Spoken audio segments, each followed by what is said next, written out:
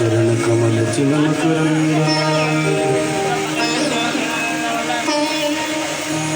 भक्त जन मान सिंहासन तस्मै श्री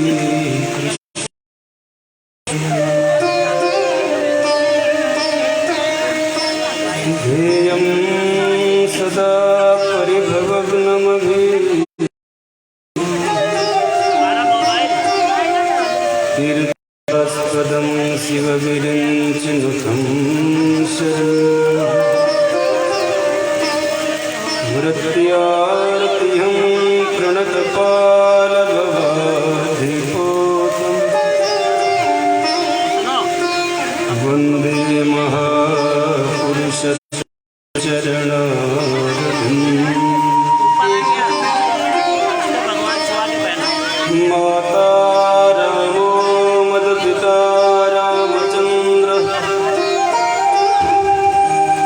स्वामी रामो मत्सखा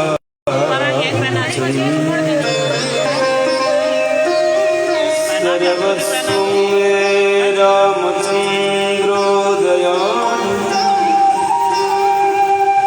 नान्यं जाने नैव जाने न जाने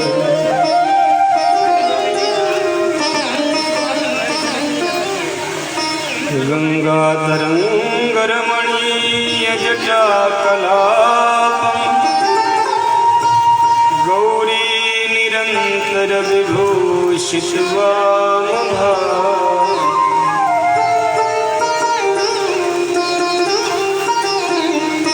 नारायणप्रियमनङ्गमदापहारं वाराणसीं सुरपतिं भजवीश्वनाथं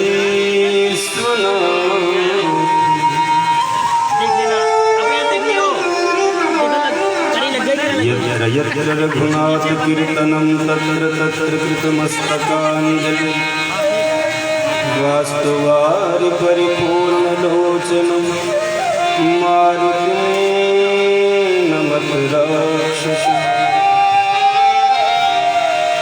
गुरुर्ब्रह्मा गुरुर्विष्णुः गुरुर्देव महेश्वरः गुरुर्साक्षात् परब्रह्म तस्मै श्री गुरवे नमः। त्वमेव माता च पिता त्वमेव बन्धुश्च सखा त्वमेव विद्या द्रविणं त्वमेव सर्वं मम देव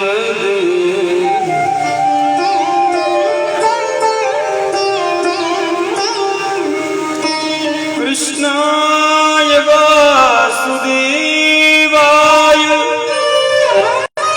हरे परमात्मने प्रणतक्लेशनाशाय श्रीगोविन्दाय नमो नमः। राधा साध्यं साधनं यस्य राधा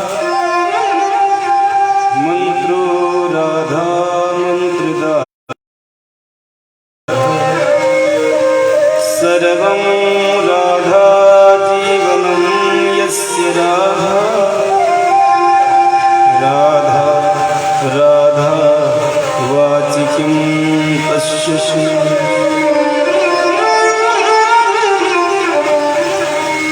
जय जय श्री राधा रमण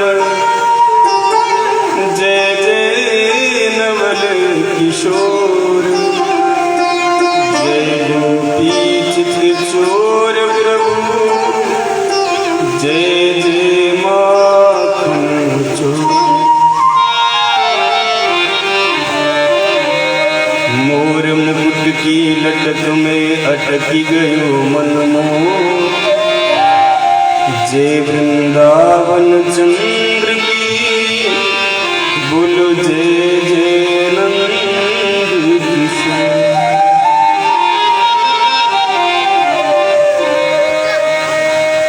मनमोहन जाकी दृष्टि परत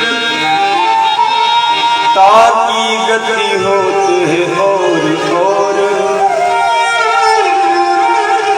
मनमोहन जाकी दृष्टि परत ताकी गति होत है और न सुहात भवन तन असन बसन बन ही को धावत दौर दौर नहीं धरत धीर नहीं परत पीर व्याकुल है भटकत दौर दौर नहीं धरत धीर नहीं परत पीर व्याकुल है भटकत दौर दौर कब असमन जल नारायण झांकत डोलत है दौर कब असमन जल नारायण मन झांकत डोलत है दौर दौर तजते घर बार कथा हम क्यों गर मोहन तेरा इशारा न होता रहते हम भी भव सागर में गर पहले किसी को तारा न होता इस प्रेम के पंथ में हाय प्रभु सर दे कर भी छुटकारा न होता इस प्रेम के पंथ में हाय प्रभु सर दे कर भी छुटकारा न होता हम रोते ही क्यों दिल खा के गर तू मन प्राण हमारा जय मीरा के गिरधर नागर जय तुलसी के जय नरसी के सामरिया जय सूरदास के सुनेरी मैंने निर्बल के बलरा सुनेरी मैंने भक्तों के भगवान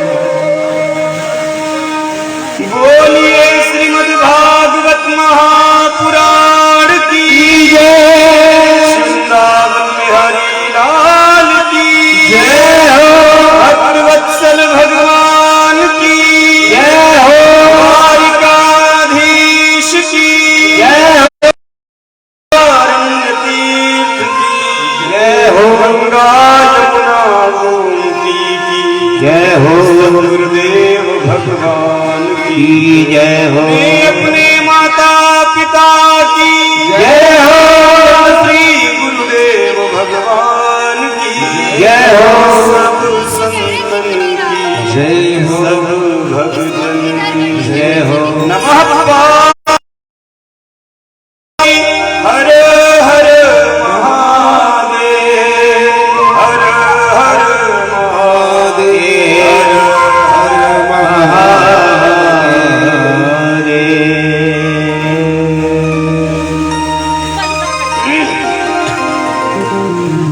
परम मंगल में दिव्य अमृत मोक्ष प्रदाय श्रीमद् भागवती महापुराण की कथा का यह सिस्टम दिवस प्रगतिशील है। एक बार फिर पुनः व्यास देवी अपने समस्त श्रोताओं को बारंबार प्रणाम करती है, वंदन अभिनंदन करती है और श्रीमद् भागवती महापुराण की दिव्य भव्य यात्रा एक बार आप सब का व्यास पीठ में स्वागत करती है, वंदन करती है। आइए हमारे साथ मिलकर के माधव का मीठा मीठा नाम स्मरण करें और उसके बाद दीनबंधु की दयालुता की कथा को सुन के अपने जीवन को लाएं। सभी लोग मेरे साथ माधव के मंगलमय नाम का जय जय राधा रमण हरि बोल रे, जय जय राधा रमण हरि बोल, जय जय राधा रमण हरि बोल रे, जय जय राधा रमण हरि बोल, जय जय राधा रमण हरि बोल रे, जय जय राधा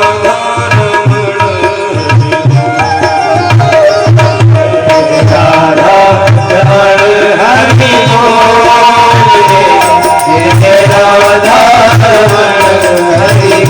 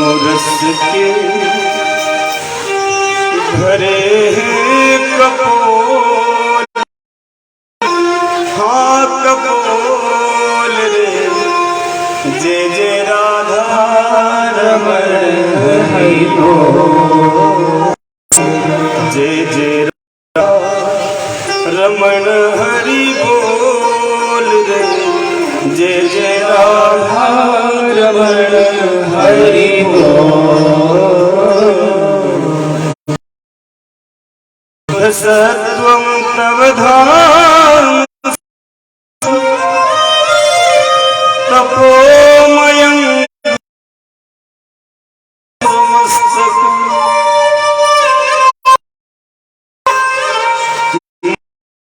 मयोऽयं गुणसंप्रवाहो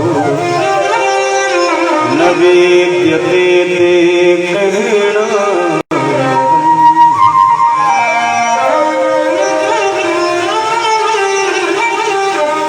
कुतो न तद्देव ईश तत्कृतः लोभादयो ये बुधलिंग भावा तथापि दंडं भगवान बिभर्ति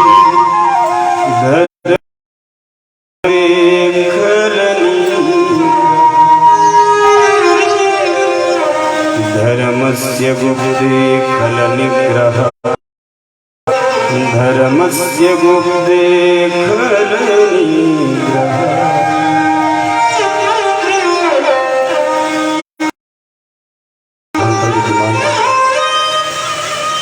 पूज्य प्रातस्मरणीय आदरणीय नित्यवंदनीय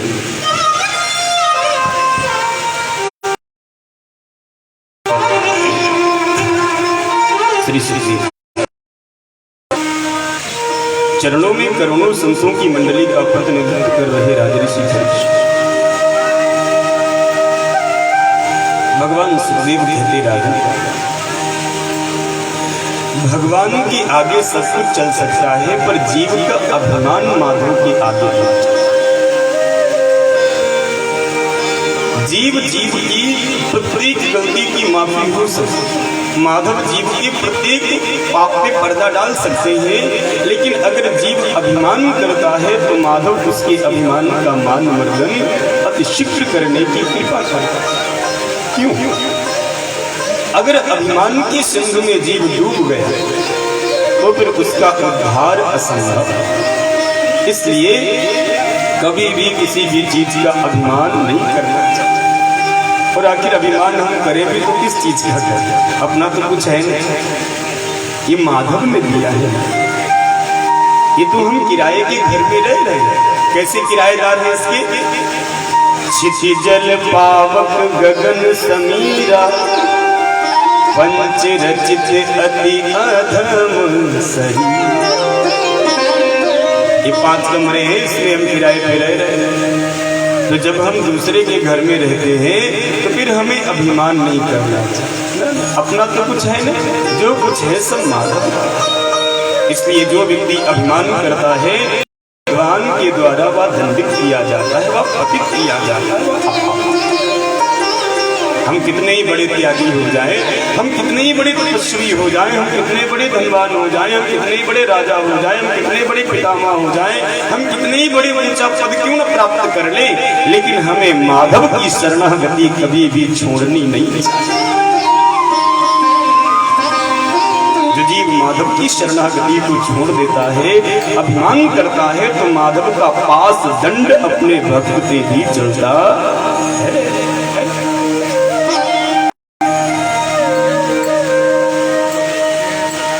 इंद्र को अभिमान था कि मैं दुनिया का राजा हूँ। ये भोले भाले ब्रजवासी जब मेरी पूजा करते हैं तब मैं प्रसन्न होकर इनकी भूमि के ऊपर जल वृष्टि करता हूँ, और जल वृष्टि होती इनकी भूमि से अन्न की उपज होती है। इन नादान मानवों को अन्न धन की वृद्धि होती है, इसलिए ये दुनिया के लोग मुझे भगवान मानते। ठीक है, इंद्र को अभिमान हो गया, यह ब्रजवासी जब मेरी पूजा करेंगे तब मैं इनकी भूमि को जल से ओतप्रोत करूं।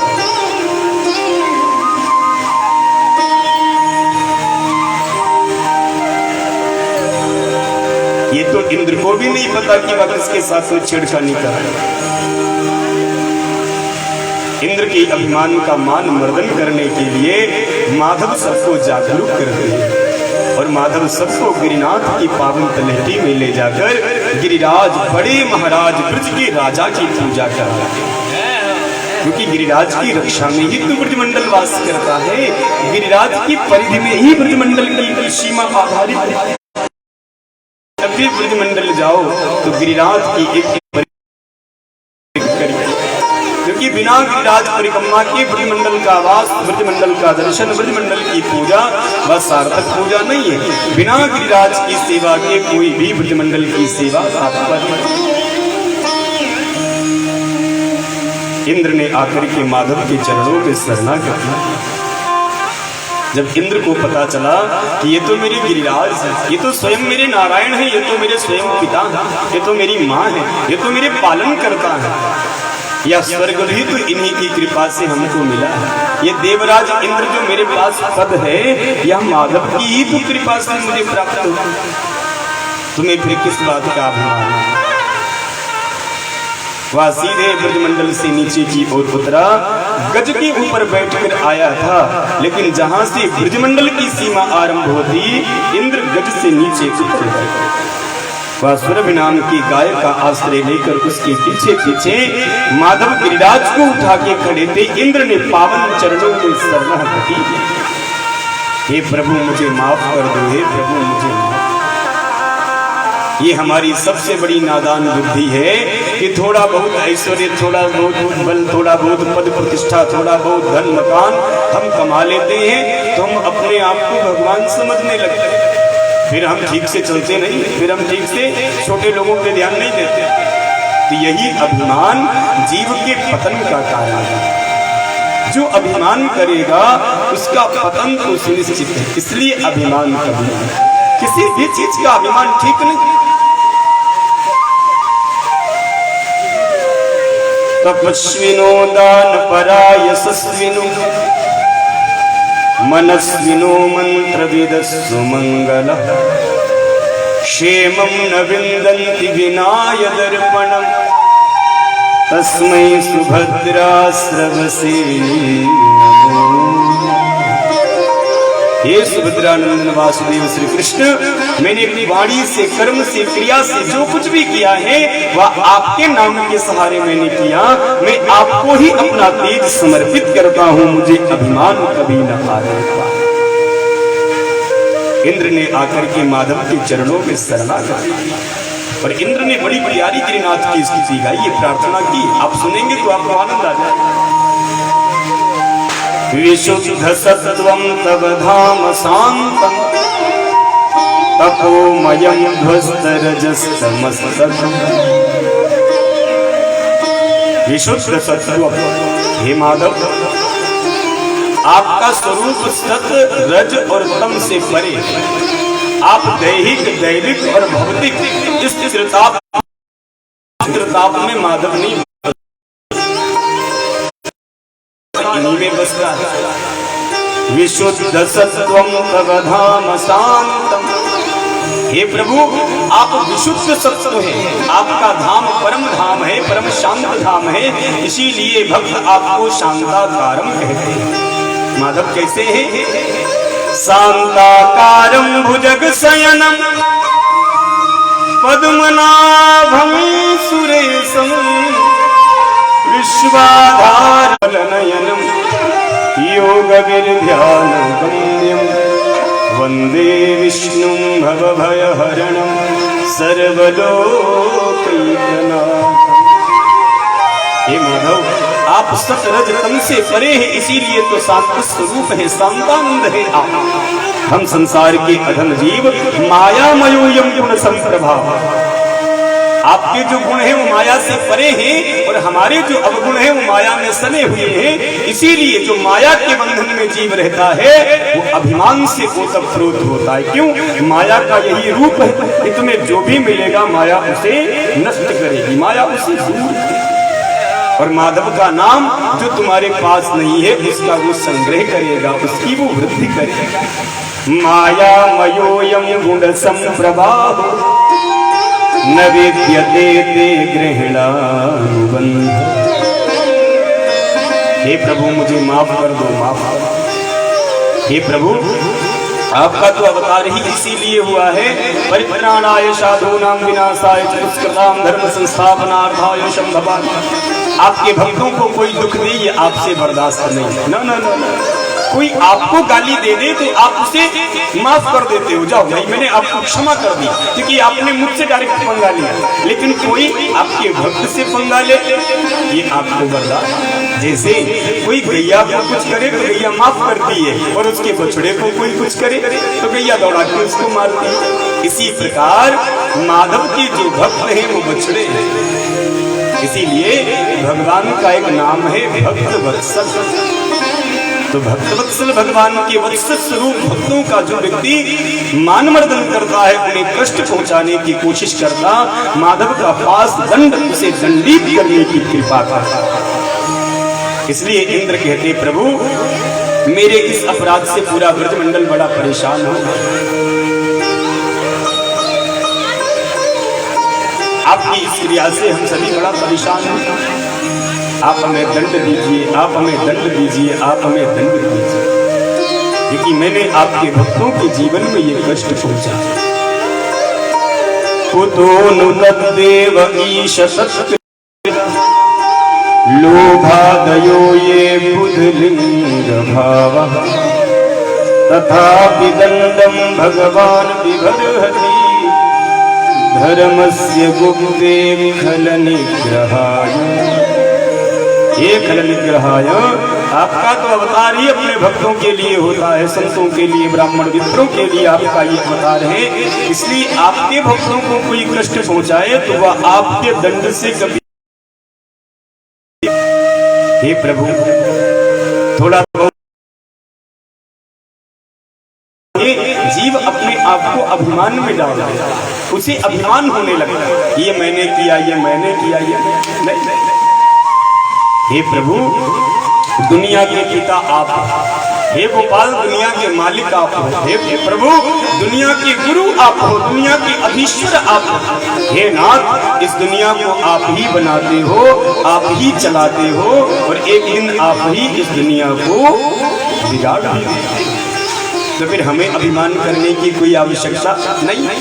जो हो चुका वो माधव की कृपा, जो हो रहा है ये भी माधव की कृपा, और जो कल होने वाला है वो भी माधव की कृपा। जब ये तीनों काल माधव के चरणों से जुड़े हैं तो फिर हमें परेशान होने की आवश्यकता नहीं। हमें तो केवल नाम स्मरण करना है। नाम पिता गुरु स्वं जगतामधीशो दुरत्यया काल उदात दंड पिता सुवेक्षा तनुभि समीहसे मानम विभुंजन जगदीश।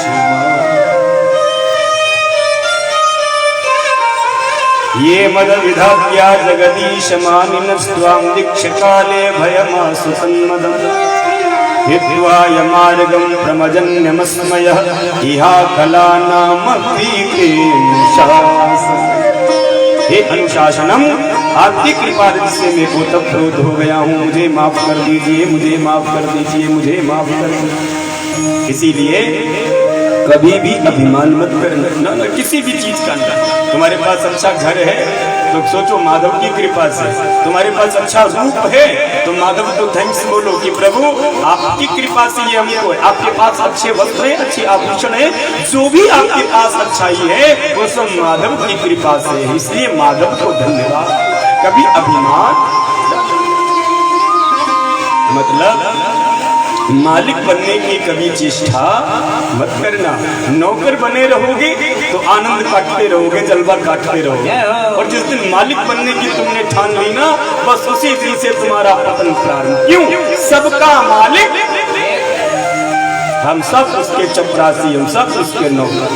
तो जब तक हम नौकरी करेंगे तो मालिक है ना, रिस्पॉन्सिबिलिटी उनकी, जिम्मेदारी उनकी। लेकिन हम बहुत जल्दी अपने आप को मालिक समझने लगते हैं कि अब हम भी कुछ करने वाले हो गए तो हम क्यों किसी की टालमटोली करें। नहीं नहीं नहीं, जो बाप नहीं बना है वो बाप बनने का दुख जान भी नहीं सकता। जो बाप बन चुका है वही जान सकता उसका सुख। जो पुत्र बनने में सुख है वो पिता बनने में सुख नहीं है। जो शिष्य बनने में सुख है वो गुरु जी बनने में सुख नहीं है। जो कथा श्रोता बनने में सुख है वो कथा वक्ता बनने में सुख नहीं है। जो नौकर बनने में सुख है वो मालिक बनने में सुख नहीं है।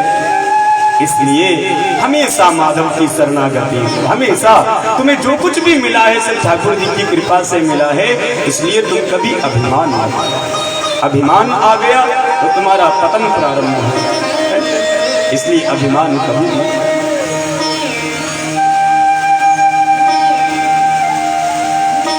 हनुमान जी महाराज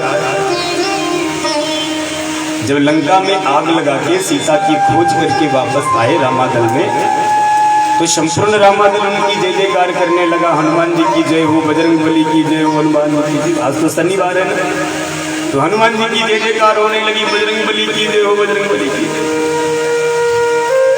तो सब उनकी जय जयकार करते तो हनुमान जी भी मुस्कुराते, भाई ठीक है जय जयकार करते। प्रभु श्री राम भी उनकी जय जयकार करते, बजरंग बली तुम बहुत अच्छे हो।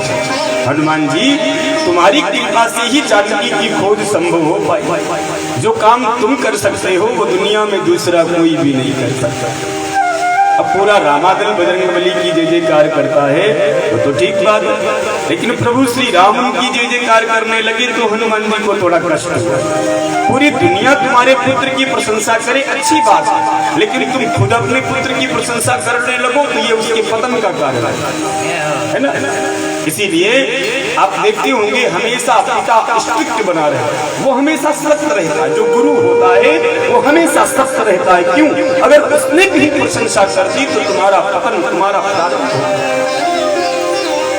प्रभु ये पूरी दुनिया मेरी बड़ाई करती है, प्रशंसा करती है, मुझे अच्छा लगता है, पर आप मेरी प्रशंसा करते हो ये मुझे अच्छा नहीं लगता। अरे हनुमान हम क्यों न करें, तुमने काम ही ऐसा किया है प्रशंसा वाला, तो हम तुम्हारी प्रशंसा तो अवश्य करेंगे। हनुमान जी महाराज चरणों में गिर पड़े, प्रभु मैंने ऐसा कौन सा काम कर दिया। राम जी कहते हनुमान तुम यहाँ से लंका गए यही सबसे बड़ा काम है। कोई लंका नहीं जा सकता था पर तुम लंका तक पहुंचे, यही सबसे बड़ा काम। अच्छा दूसरा काम हमने क्या किया? अरे तुम लंका में गए, जानकी की तुमने खोज की, रावण की लंका में आग लगाई और फिर सकुशल तुम मेरे चरणों में बैठे हो, इससे बड़ा भी कोई काम होगा? अरे तुम तो धन्यवाद के पात्र हो, मैं तुम्हें धन्यवाद देता हूँ कि तुम्हारे सिवाय दूसरा दुनिया में मेरा कोई काम कर नहीं सकता। हनुमान जी महाराज चरणों में गिर पड़े, अस्त्रपात करने लगे। बाप मैंने कुछ नहीं किया। राम जी ने कहा ये तुम क्या कहते हो? पूरी दुनिया जानती है कि तुमने क्या करके दिखाया, फिर भी तुम कहते हो कि हम तुमने कुछ किया। हनुमान जी कहते स्वामी मैंने कुछ भी नहीं किया। माता जी सही, जो कुछ किया है सब आपकी कृपा से ही हुआ। अरे तुम यहाँ से लंका गए यही बहुत बड़ी बात है। हनुमान जी कहते प्रभु मैं लंका अपने आप नहीं गया, मैं समुद्र के किनारे खड़ा था और समुद्र के किनारे ही मुझे एक जहाज मिला। उस जहाज पर मैं बैठ गया और सकुशल में लंका में पहुंच गया। सकुशल में लंका की ओर प्रस्थान कर गया। मैंने कुछ भी किया कराया नहीं, कुछ भी हमसे अच्छा नहीं। अब पूरा रामादल खड़ा है वहां पे और हनुमान जी सबके सामने कह रहे कि मैं जब समुद्र पार कर रहा था लंका के लिए तो मुझे एक हवाई जहाज वहां पे मिला, मैं उस हवाई जहाज में बैठा और लंका पहुंच गया। अब पूरा रामादल एक दूसरे को देख रहा कि भाई हम तो वहीं पे थे, हनुमान तो सरासर झूठ बोल रहा। वहां पे तो कोई भी हवाई जहाज नहीं था, हनुमान तो खुद ही जय श्री राम कह के उड़ गया लंका की ओर। और हनुमान जी कह रहे कि हमको वहां पे एक हवाई जहाज मिला, हम उसके ऊपर बैठे और सकुशल लंका पहुंच गए। राम जी ने कहा वहां पे हवाई जहाज कहां से था? हनुमान जी कहते प्रभु वो हवाई जहाज आपने मुझे दिया। अरे बाप रे, हमने तुम्हें इतना बड़ा हवाई जहाज कब दे दिया भाई? किसी ने भी नहीं देखा और तुम सबके सामने कह रहे हो कि हमने तुमको हवाई जहाज दिया, उस पर तुम बैठ गए और लंका पहुंच गए। हनुमान जी कहते प्रभु इतने बड़े रामादल में आपने जब सबसे एकांत में मुझे बुलाया और हाथ की मुद्रिका उतार के मेरे हाथ में दी और कहा, बेटा हनुमान, इस माध्यम से तुम माँ भगवती जानकी से मिलना, वही मेरे लिए सबसे बड़ा आशीर्वाद, सबसे बड़ा हवाई जहाज। कौन सी हवाई जहाज में हनुमान जी बैठ के लंका गए हैं? प्रभु मुद्रिका मेरे मुख माई, जलधि लांघि गए अचरज नाहि। दुर्गम काज जगत के जेते, सुगम अनुग्रह तुमरे देते। तो प्रभु इसमें मेरा कोई करना धरावना नहीं है। राम जी ने कहा, ठीक है भाई, चलो लंका हमने तुमको पहुंचा दिया, लेकिन लंका में तो तुमने आग लगाई, उसमें तो तुम्हारा खून जला होगा, तुम्हारी पूंछ जली, तो तुम्हारा बल पराक्रम लगा हुआ होगा, तब तो तुम्हारी जय जयकार होनी चाहिए। हनुमान जी कहते, नहीं नहीं प्रभु, ना ना ना ना, लंका हमने नहीं जलाई, लंका भी आपकी कृपा से हमने जलाई।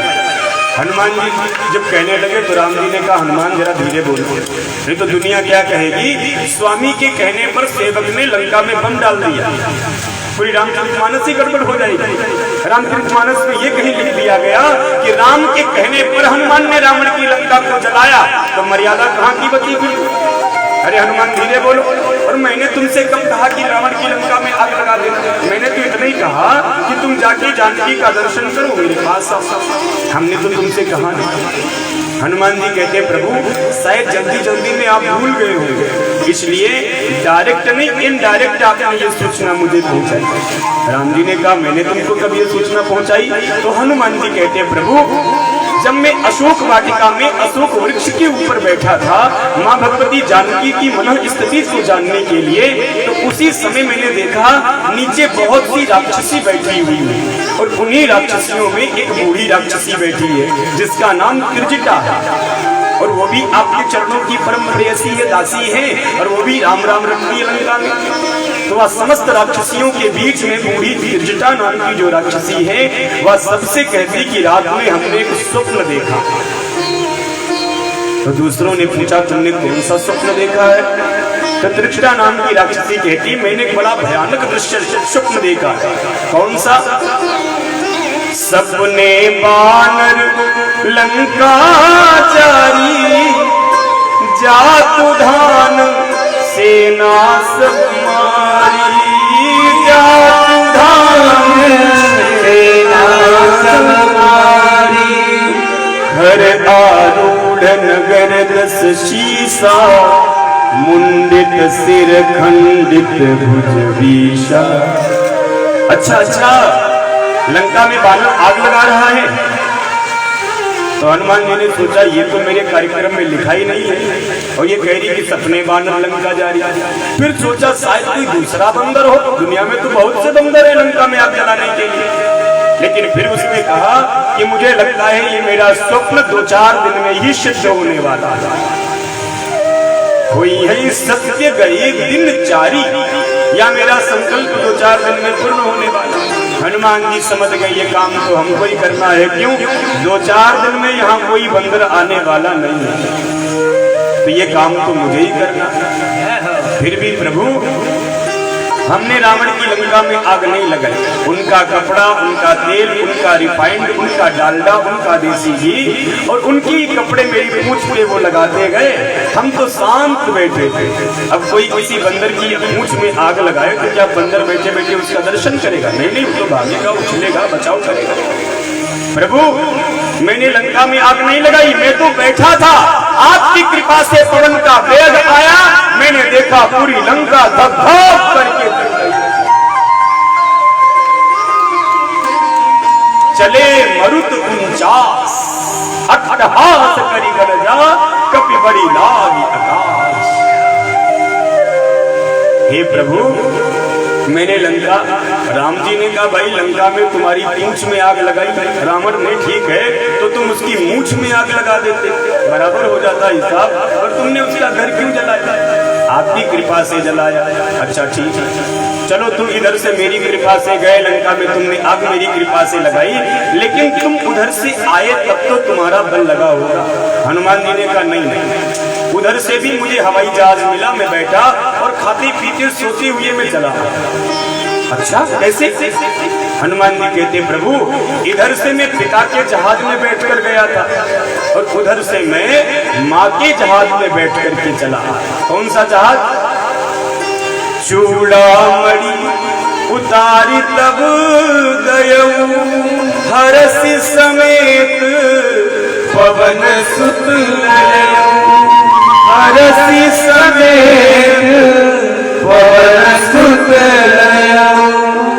हनुमान जी महाराज चरणों में गिर पड़े, प्रभु आपने ही जो कराया हमने वो किया, तो इसमें हमें कोई अभिमान करने की जरूरत, करने कराने वाले सब आप हो। जीव तो व्यकार में व्यर्थ में अभिमान में डूबा। नहीं नहीं, उसे अभिमान नहीं करना चाहिए। यहाँ तो जन्म भी अपनी मर्जी से नहीं होता, तो अभिमान किस बात? प्रभु की कृपा भयउ सब काज, प्रभु की कृपा भयउ सब काज, प्रभु की कृपा भयउ सब काज, प्रभु की कृपा भयउ सब काज। जन्म हमारे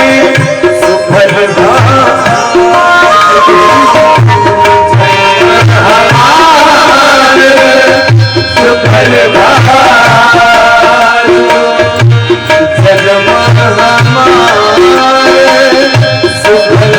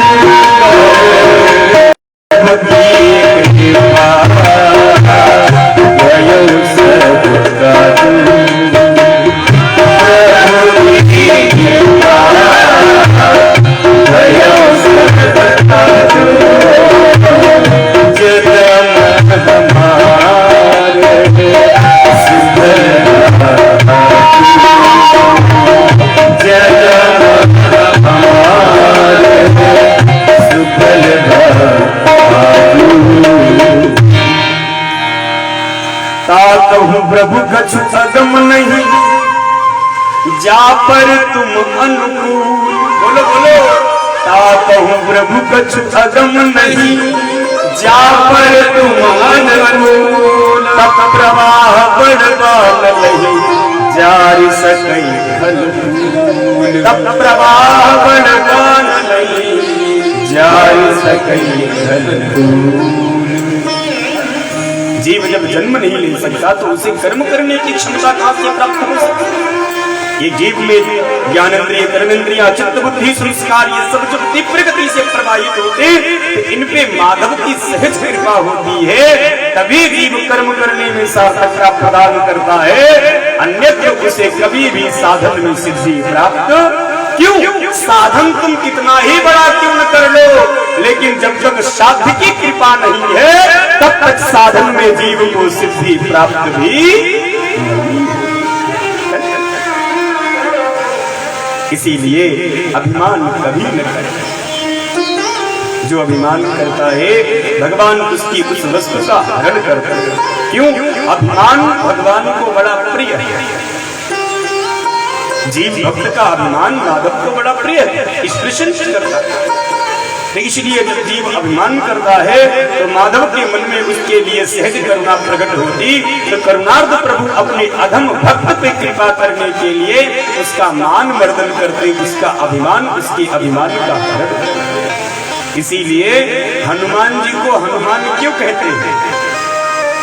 हनुमान जी को हनुमान इसलिए कहते हैं विगता मानः विमानः इति हनुमानः, जिसमें कभी भी अभिमान नहीं आ सकता उसे कहते हनुमान, है ना? इसीलिए आप राम जी को प्रणाम करोगे तो सीता जी छूट जाएंगे, सीता जी को पांव छुओगे तो राम जी की डोरे वो छूट जाएंगे, राम जी को पांव छुओगे तो लखन भैया छूट जाएगा, लखन भैया को प्रणाम करोगे तो भरत भैया छूट जाएगा, क्योंकि चारों भाई अलग अलग हैं। भरत भैया को प्रणाम करोगे तो शत्रुघ्न भैया छूटेंगे, शत्रुघ्न भैया को प्रणाम करोगे तो पूरी अयोध्या छूटेगी। तो एक एक करके हम किसको प्रणाम करें? बोले तुम सीधे हनुमान को प्रणाम कर लो, उसकी छाती में पूरा दरबार रहे। जय हो जय हो जय हो जय हो।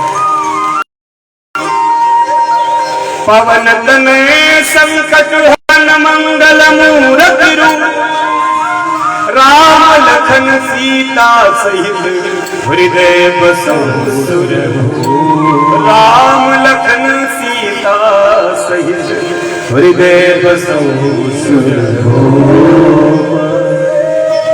इसलिए अभिमान तो कभी नहीं। अपनी कृपा से तो तुम्हारा जन्म भी नहीं हुआ। जब तुम अपनी कृपा से जन्म नहीं ले सकते तो तुम कर्म करने के कैसे प्रवृत्त हो सकते? जीव का धर्म है वो कर्म करे, माधव उसके कर्मों का फल उसे दे।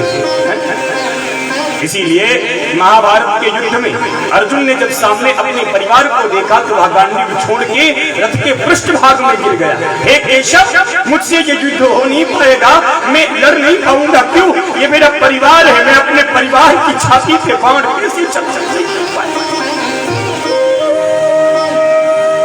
वह छात्र धर्म से विमुख होकर के रथ के पृष्ठभाग में सामने अश्वत्थामा, कृपाचार्य, द्रोणाचार्य, भीष्म पितामह, कर्ण विकर्ण बड़े बड़े महापुरुष विद्यमान हैं कि आज अर्जुन के साथ में युद्ध करना है सबको। रथ की लगाम लेके स्वयं द्वारिकाधीश विद्यमान है। सेनयोर भयोर मध्य रथम सारथ नेच्युता। हे वासुदेव, मैं इस युद्ध को लड़ नहीं पाऊंगा, मैं अपनों का खून बहा नहीं सकता। माधव समझ गए कि इसे अब मेरी आवश्यकता है, ये छात्र धर्म से विमुख हो। माधव ने अर्जुन के सर पे हाथ रखा और श्रीमद् भगवद गीता का पहला श्लोक पढ़ दिया। धर्म क्षेत्रे कुरुक्षेत्रे समवेतायुत्सवः मामकः पांडवाश्चैव किं कुर्वति संजय दृष्ट्वा तु पांडवानीकः। हे अर्जुन, हे भरत, धर्म क्षेत्र, यहाँ कोई अपना नहीं है, यहाँ कोई भी पराया नहीं है, ये सब केवल दृष्टि का भ्रम है। हे प्रभु मैं अपनों की छाती पे बाण कैसे मारूं? तो भगवान ने कृपा करके अर्जुन को विराट स्वरूप दिखाया और विराट स्वरूप को दिखा करके अर्जुन से कहते, अर्जुन तुम देखो ये सब कैसे खड़े हैं, ये सब काल के काल में जाने के लिए मैं इन सब का काल हूं और ये सब मेरे ग्रास बनेंगे, सब मेरे उदर में जाएंगे। तो जब इन सबको मेरे ही उदर में जाना है तो तू कर्म कर ले, तू माध्यम बन जा। अगर तू नहीं बनेगा तो मैं किसी दूसरे को बना लूंगा माध्यम। तो इसके तो अच्छा यही है अर्जुन, तू ही माध्यम बन जा, तू कर्म कर, मैं तुझे फल की चिंता था, मैं तुझे फल इसीलिए तुम कर्म करो, अभिमान करने का टाइम नहीं। शौक पे बैठना सुबह शाम तुम्हारा धर्म है। अपनी दुकान को खोलना, साफ सफाई करना, उसका पूजा पाठ करना ये तुम्हारा धर्म है। ग्राहक आए या ना आए, XYZ, उससे कोई फर्क नहीं पड़ेगा। लेकिन अगर तुम रोज अपनी दुकान की सेवा करते हो, अपनी शौक की अर्चना वंदना पूजा करते हो, तो दुनिया का कोई ग्राहक आए ना आए, एक दिन जगत के पति तुम्हारे ग्राहक बन के तुम्हारी दुकान पे जरूर खड़े हो। क्यों? क्योंकि तुम उनकी आराधना में डूबे और कहीं उन्होंने तुम्हें खरीद लिया ना तो साहब सारा जिंदगी में।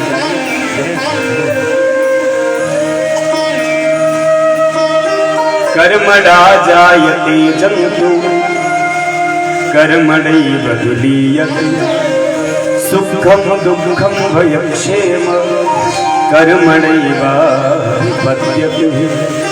अस्ति चेदीश्वरा कश्चित् फलरूप्यं कर्मणः, कर्तारं भजते सो नहीं कर्तुं प्रभु। को न काहू सुख दुख कर दाता, को न काहू सुख दुख कर दाता, को न काहू सुख दुख कर दाता। निज कृत कर्म भोग सब भ्राता, निज कृत कर्म भोग सब भ्राता, को न काहू सुख दुख कर दाता। यहाँ पे तुम्हें जो कुछ भी मिलेगा कर्मों का फल, इसलिए तुम अच्छा कर्म करो, अच्छे कर्म की प्रयत्न करो, अच्छे कर्म का प्रयास करो, बाद में तुम्हें उसमें सिद्धि तो माधव की कृपा से प्राप्त हो। इसलिए अभिमान कभी न करना, जो अभिमान करेगा उसका सब कुछ बिगड़ जाएगा, है ना। मालिक बनने में वो सुख नहीं है जो नौकर बनने में सुख है। आदमी मालिक बहुत जल्दी बनना चाह रहा है ना, उसे लगता है कि मालिक बन के तो बड़ा जनता कटेगा। नहीं, गुरु जी मत बनो, बनना है तो शिष्य जी बनो, स्टूडेंट जी बनो, क्योंकि गुरु जी बन के तुम गुरु जी वाली प्रॉब्लम संभाल नहीं सकते। अभी बाप मत बनो, जल्दी बनना है तो बेटा बनो। जब तक बेटा बने रहोगे जलवा काटो, खेलो खाओ मौज उड़ाओ, मोबाइल चलाओ, फेसबुक व्हाट्सएप चलाओ, और जिस दिन पापा बन गए नो नो नो, फिर फोन आएगा तो एक ही लोगों का आएगा जो तुमको परेशान करेंगे। तो इसलिए बेटा बनने में जो सुख है वो पिता बनने में सुख, गुरु बनने में वो सुख नहीं है जो शिष्य बनने में सुख है। श्रोता बनने में जो सुख है वो वक्ता बनने में सुख, मालिक बनने में वो सुख नहीं है।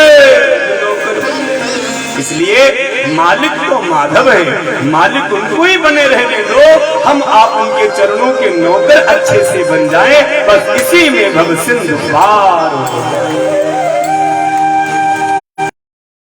वाली प्रॉब्लम बहुत बड़ी होती है, मालिक वाली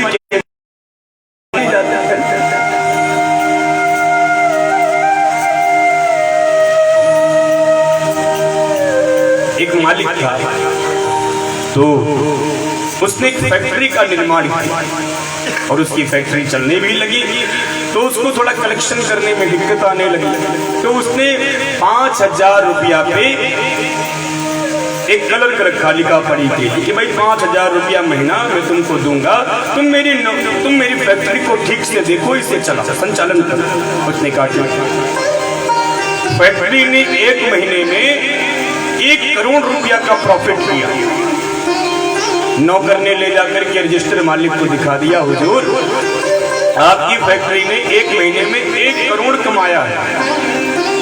एक बात बताइए, पार्टी किसके घर होगी, नौकर के घर या मालिक के घर? मालिक के। किसके घर होगी? किसके घर होगी? भाई मास्क आप लगाए हो तो ठीक है, मैं उसकी विपरीत नहीं चाहूंगा, सब लगाओ, सब लगाओ। पार्टी मालिक के घर होगी, क्यों? उसकी फैक्ट्री ने 1 करोड़ रुपया का प्रॉफिट किया। नौकर की सेहत है, इससे कोई फर्क, क्योंकि उसको पता है तुम्हारी फैक्ट्री चाहे 1 करोड़ कमाए चाहे 50 करोड़, हमको तो 5 ही हजार महीने में मिलेगा, तो हम क्यों खुश हो? दूसरे महीने में फैक्ट्री में आग लग गई, फैक्ट्री घोटाले में पकड़ी गई, तो बताइए दिल का दौरा किसको पड़ेगा, नौकर को या मालिक को? मालिक को पड़ेगा, अटैक उसको ही आना चाहिए। नौकर की सेहत में इससे कोई फर्क नहीं, तुम मरो या कुछ करो, हमको हमारा 5,000 दे दो जो महीने में हमारा था।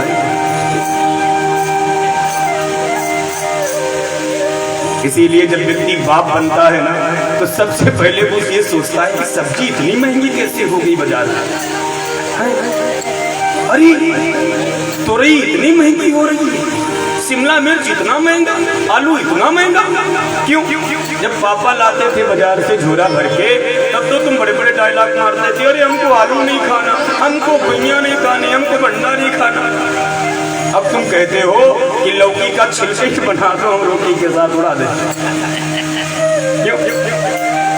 क्योंकि अब तुम फादर बन गए हो, तो पिता बनके वो प्रॉब्लम तुमसे हैंडल न होगी जो पुत्र बनके तुम कर सकते। इसलिए शिष्य बनो, गुरु मत बनो। इसलिए भगवान बनने की चेष्टा मत करो, बनना है तो भक्त बन जाओ।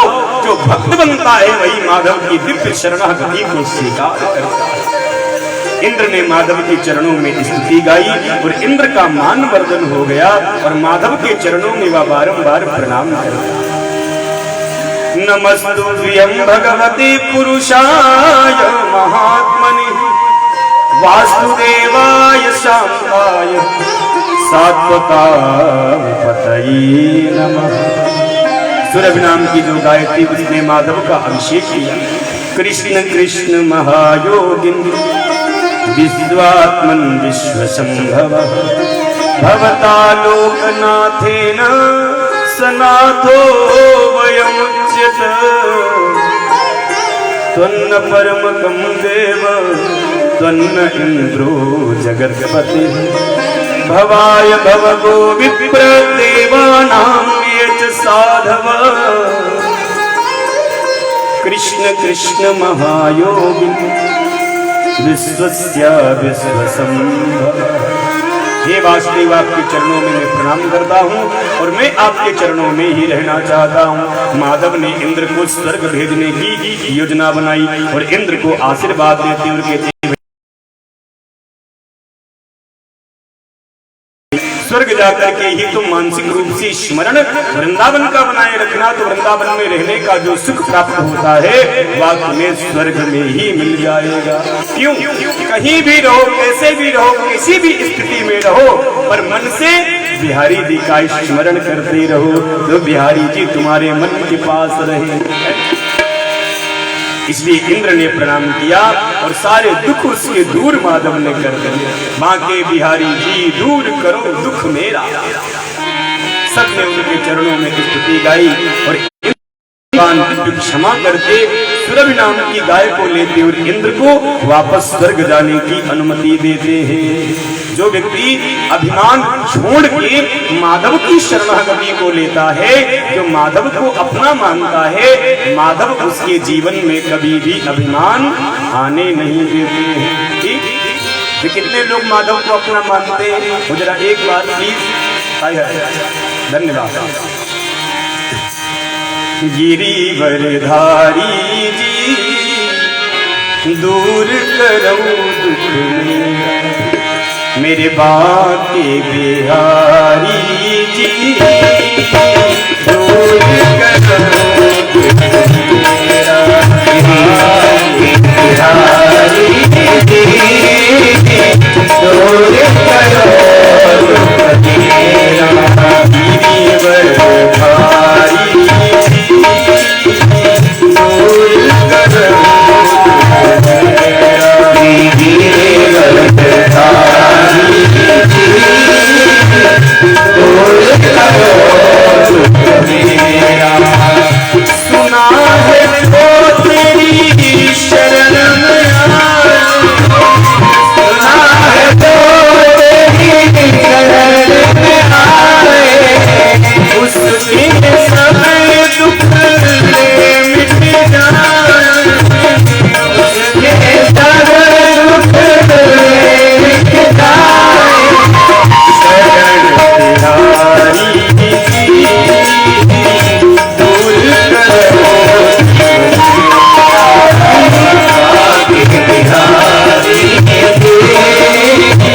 दूर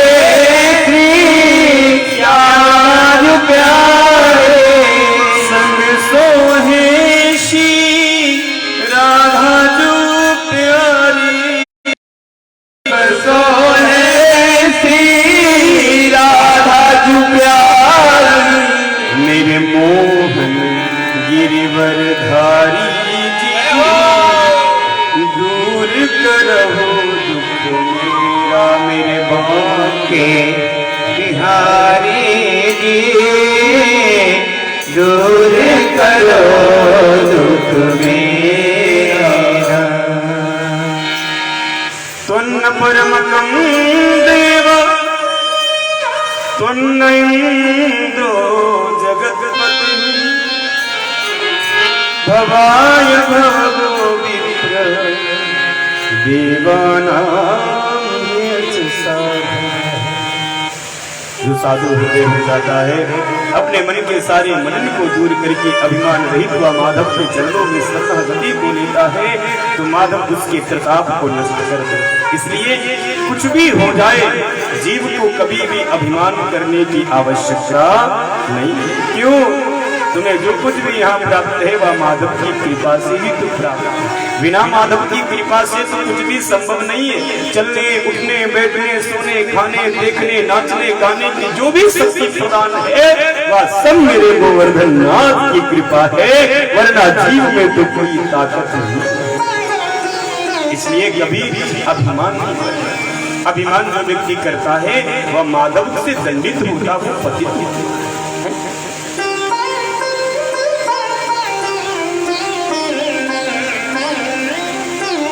आज नंद बाबा ने एकादशी का व्रत किया।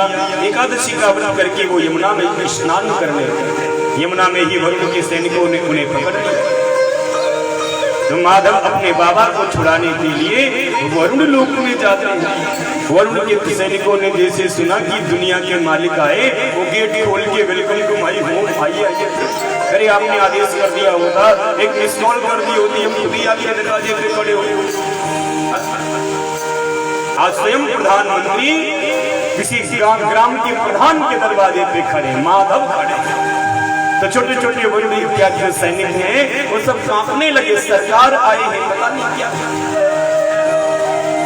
रात में तुमने किसी आदमी को किडनैप किया? हाँ, एक बुढ़े आदमी को रात में यमुना में स्नान कर रहे हो। अरे भैया वो मेरे बाबा है। अच्छा तेरे बाबा है? तुरंत चरणों में प्रणाम किया और प्रभु को उनके बाबा को समर्पित कर दिया। अजानता ते मामकेन मूढ़ेन परिवेदिन आनी तो यम तव पिता भवान् क्षन्तुमर्हति। नमस्तुभ्यं भगवते ब्रह्मणे परमात्मने न यत्र श्रूयते माया लोक सृष्टि विकल्पना। हे माधव, अजानता ते मामकेन मूढ़ेन परिवेदिन आनी तोयम तव पिता। मैं जानता नहीं था कि आपके पिता है, वरना इनको छूने की ताकत हमें नहीं। भगवान ने कहा मैंने तुझे माफ किया। क्यों? तू अपने पद पे बैठ के बिल्कुल अच्छा काम कर रहा है। जो व्यक्ति गद्दी पे बैठता है, जो व्यक्ति अपने शौक की चेयर पे बैठता है, वह व्यक्ति फिर किसी में ऊंच नीच नहीं कर सकता है ना बाबू।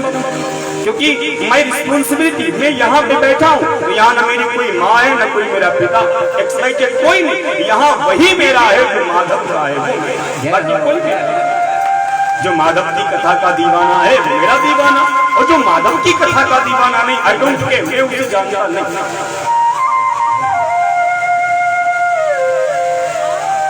आनी तो यम तव पिता भवान् क्षन्तुमर्हति। तुम माधव की शरणागति को ग्रहण करो तो माधव तुम्हें बड़े से बड़े संकट से दूर करेंगे। माधव अपने बाप को, अपने नंद बाबा को लेकर के गोकुल गांव में आते हैं, सबने बारंबार प्रणाम करते हैं और सबसे पहले माधव के चरणों में यशोदानंद ही स्वयं प्रणाम करते। क्यों? आज उन्होंने अपने पुत्र के प्रभुत्व को देखा। अब तक तो वो माधव को पुत्र मान के सेवा करते थे, पर आज देखा, अभी कुछ दिन पहले इंद्र आया था, वो माधव के चरणों में गिर पड़ा। अब आज देखा तो वरुण चरणों में गिर पड़े, तो पूरा ब्रह्मांड जान गया कि कन्हैया मेरू साधारण आदमी ना, ये तो जगत पिता। सबने जाकर के माधव के चरणों में प्रणाम किया। नमस्तुभ्यं भगवते पुरुषाय ब्रह्मणात्मने न यत्र श्रूयते माया लोक सृष्टि विकल्पना। सत्यं ज्ञानमनन्तं यत् ब्रह्म ज्योति सनातनं यदि पश्यन्ति मुनयो गुणापार समाः। हे प्रभु, मैं आपके पिता को नहीं जानता, इसलिए आप मुझे माफ करें। भगवान ने उनको माफ कर दिया। आचार्य सुखदेव जी महाराज के थे पुत्र परीक्षित। माधव की ये पवित्र पावन कथा।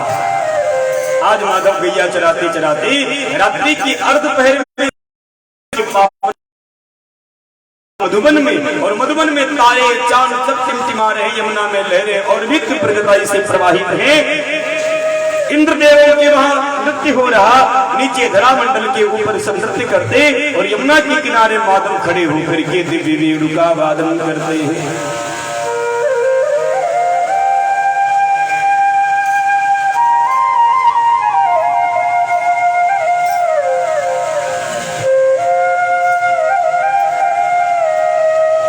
आज ठाकुर जी के मन में महारास रचाने की आई। रास रसो वही सब, रस का सिंधु है कृष्ण, रस के अथाह सागर है माधव। तो जो माधव में खो जाता है तो तात्पर्य मानो वो रस के सिंधु में खो गए।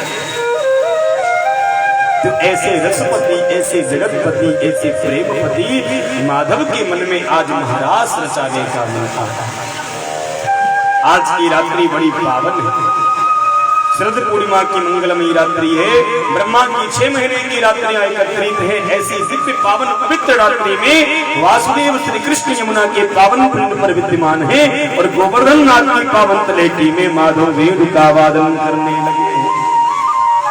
कुछ गैया चल रही थी, कुछ बछड़े दूध पी रहे थे। गैया चरना भूल गई, बछड़े दूध पीना भूल गए। वह सब दौड़े दौड़े माधव को टकटकी लगा करके देखे। सब ने जाकर के माधव के चरणों में प्रणाम किया। चर अचर इस बंसी का असर सबके ऊपर हो रहा। यमुना में लहरें उठ रही हैं, बड़ी धूम धड़ाके से। बंसी को सुन करके यमुना भी अपने आप को भूलने लगी, गोपियां भी अपने घर परिवार को छोड़ने के लिए तत्पर होने लगी। माधव की वेणु बहुत ही तीव्र गति से प्रवाही होने लगी।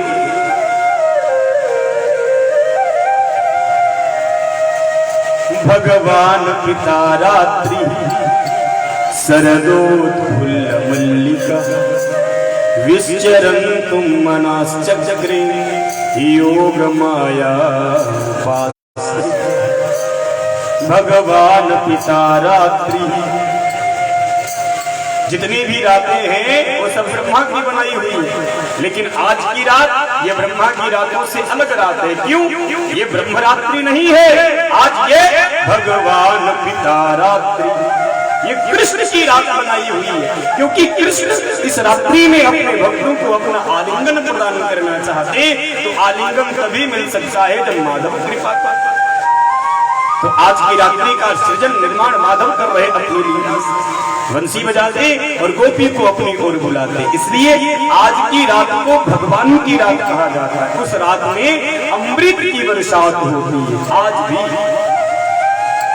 शरद पूर्णिमा की मंगलमयी रात्रि बसाने वाली है, करवा चौथ, और फिर उसके बाद में चौथ है। तो उस रात्रि में आज भी लोग कुछ न कुछ प्रसाद बना के रखते हैं, क्योंकि जानते हैं रात्रि की अर्धवेला में चंद्रमा से अमृत प्रकट होता है, अमृत प्रकट होता है, इसलिए लोग सेवा करते हैं। भगवान पिता रात्रि शरदोत्फुल्ल मल्लिका, विश्चरन्तुं मनाश्चक्रे योग माया उपाश्रिता। भगवान पिता रात्रि शरदोत्फुल्ल मल्लिका। माधव वेणु का वादन करने लगे। वेणु का वादन को सुन करके या पृथ्वी ने गोपी का रूप धारण किया और माधव के स्वागत में समर्पित होने लगे। दिशाओं के राजा का नाम है चंद्रमा। मानो चांदनी गगन को छोड़ के आज धराधाम के ऊपर प्रकट होने जा रहा। क्यों? माधव की बंसी बज रही, तो कैसे कोई अपना मन अपने बस में रखे। तटोदुराजा तकुभा करैर्मुखम प्राच्याभिलिम्पन्न रूपेण सप्तमहि चचर्षिणीनां मुदगाच्च सोमृजं प्रियं प्रियाया इव दीर्घदर्शन दृष्ट्वा कुमुदवन्तमखण्डमण्डलं रमाननाभं नवकुङ्कुमारं वनं च तत्कोमलगोभिरञ्जितं जगौकलं वामदृशा। माधव की बंसी कैसी बज रही है?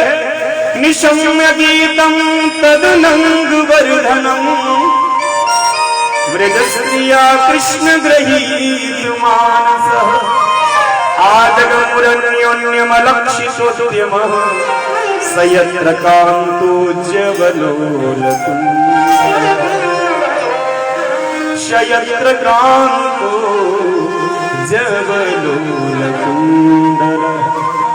माधव की बंसी बजी और बंसी के प्रवाह को सुनकर के समस्त गोपियों के मन में ऐसा भाव जगा कि शायद माधव हमारा नाम लेके हमें पुकार, चलो चलो चलो।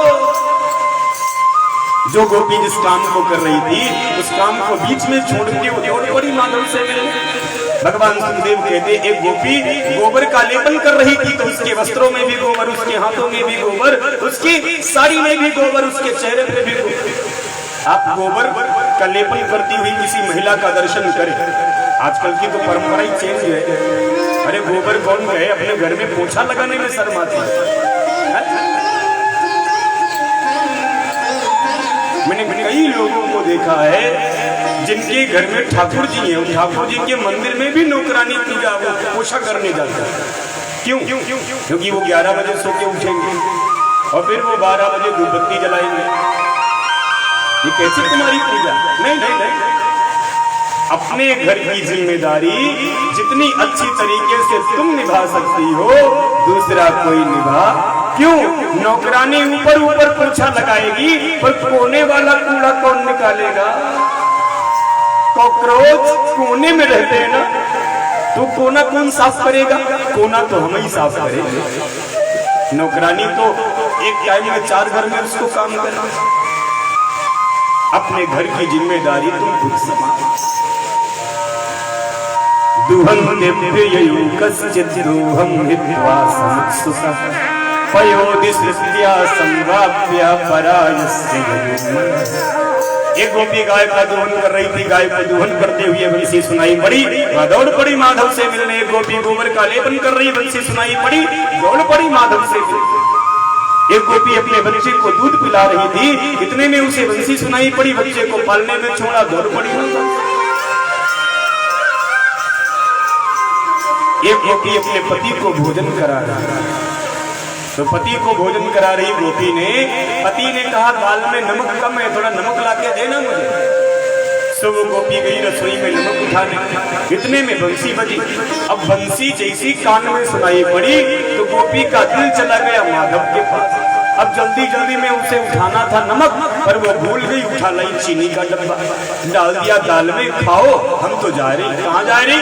टाइम नहीं बताने का। एक गोपी के पति ने गोपी को कमरे में बंद कर दिया, हम तुमको रात में कहीं जाने नहीं देंगे। उस गोपी ने उसी कमरे के अंदर अपने शरीर को नष्ट कर दिया, त्याग दिया। वह सूक्ष्म आत्मा लेकर परमात्मा गोविंद के चरणों में पहुंच गई है। तमेव परमात्मानं जराकृत्या प्रसंगता जगुर्गुणमयं देह सद्या क्षीणबन्धन जगुर्गुणमनं देह सद्या क्षीणबन्धन। जो गोपी थी सब दौड़ पड़ी, लाखों करोड़ियों गोपियों को ये सुनाई पड़ा कि माधव बंसी में मेरा नाम लेकर के मुझे बुला रहे हैं। सब गोपियां हे कृष्ण हे कृष्ण हे कृष्ण हे कह करके भागने लगी, लाखों करोड़ों।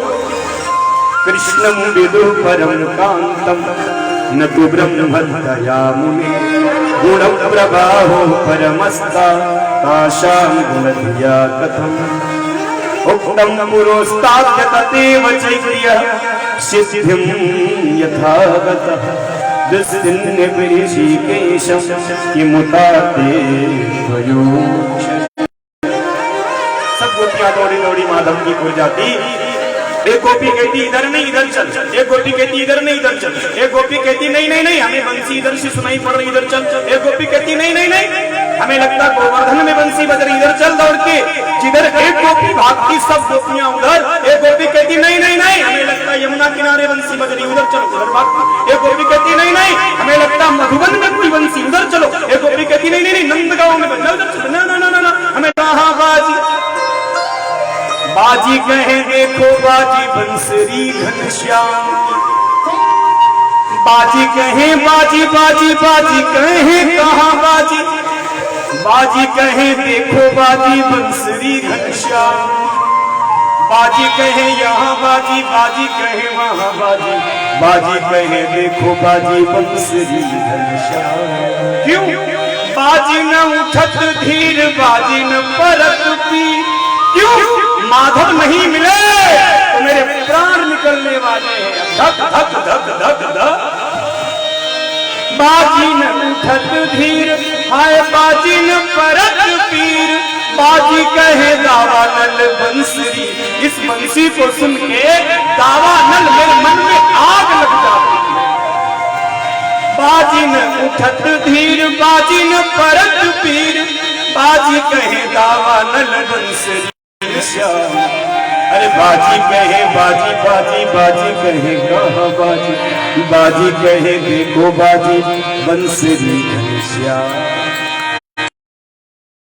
भनक मुरली की कान परी, भनक मुरली की कान परी, भनक मुरली की कान परी, भनक मुरली की कान परी, भनक मुरली की कान परी, भनक मुरली की कान परी। कितने लोगों के कानों में बंसी सुनाई पड़ रही, जरा हाथ खड़े करेंगे। बंसी सुनाई पड़ी सुनाई पड़ी सुनाई पड़ी, ये वृंदावन से बज रही है, वहां से समझो कितना गहरा संबंध है, कितना।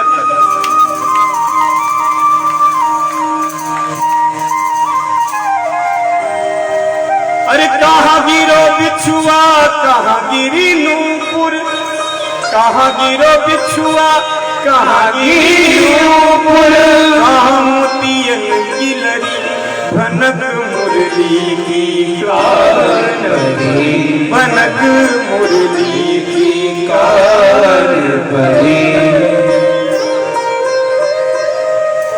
दौरत गिरद परत पुनि अभिरत, दौरत गिरद परत पुनि। पहले गिर पड़ती गोपी, उठते उठते फिर उठ जाती, फिर भागने लगती यहाँ, फिर थक के गिरती है, फिर उठती है हरे कृष्ण, फिर दौड़ती।